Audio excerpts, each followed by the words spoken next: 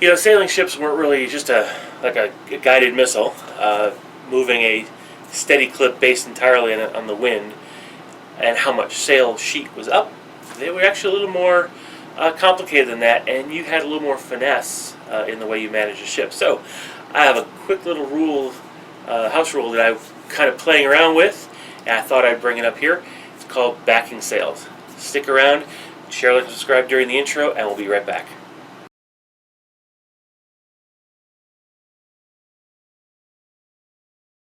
All right.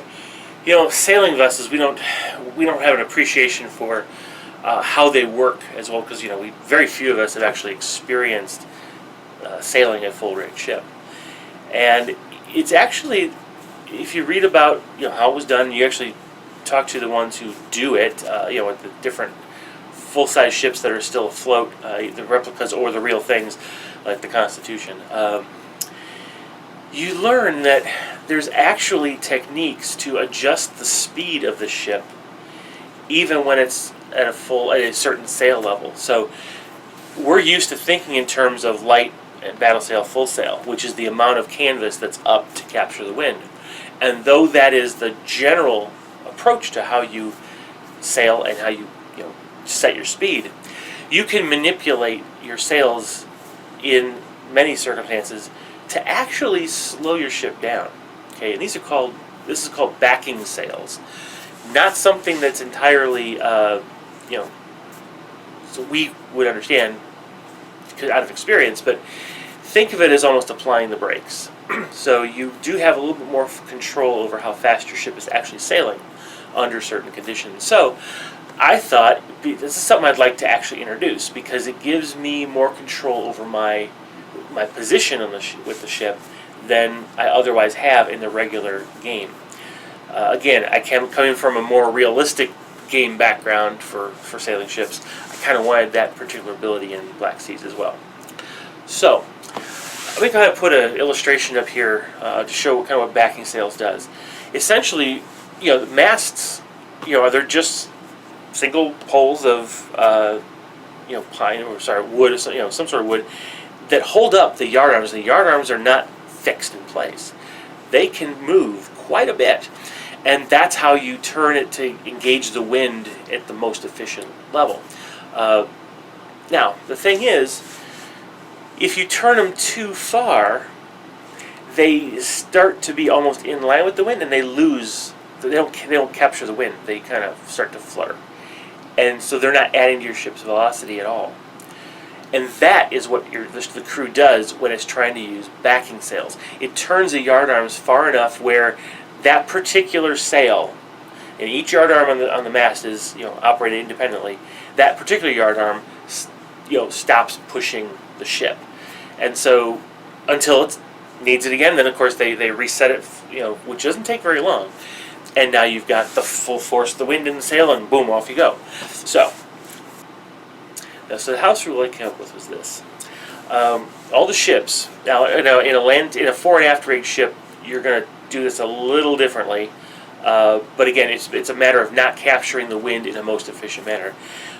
You can, at the start of your turn, you declare what level sail you're fighting at, just like you did in a normal game. But immediately after that, you specify if you are not going to be sailing at your full rated knots, and you can vary. You can drop up to half of your rated knots, rounded down. So a merchant ship with a rated knots of 3 or a first rate with a rated knots of 3 can drop it down 1, so they can go to rated knots of 2 during the turn.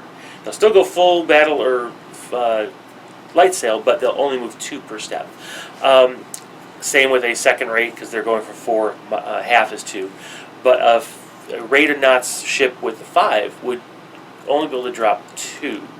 So they would, the slowest they can go is 3. Kind of make sense? All right, and that way, so you can actually go a little bit slower during your movement than you would normally, but it gives you the opportunity to kind of set your positions up so you can take better shots. You don't have to use maybe fire sheet bearers as much. You won't collide into a rock, that kind of stuff, or another ship. In fact, the whole avoiding a collision by stopping short of the ship, that can be described as, well, using backing sails to prevent it from happening. So I think this is actually a good way to do that, to give the player a little bit more control over his ship. It doesn't give you a lot of variety.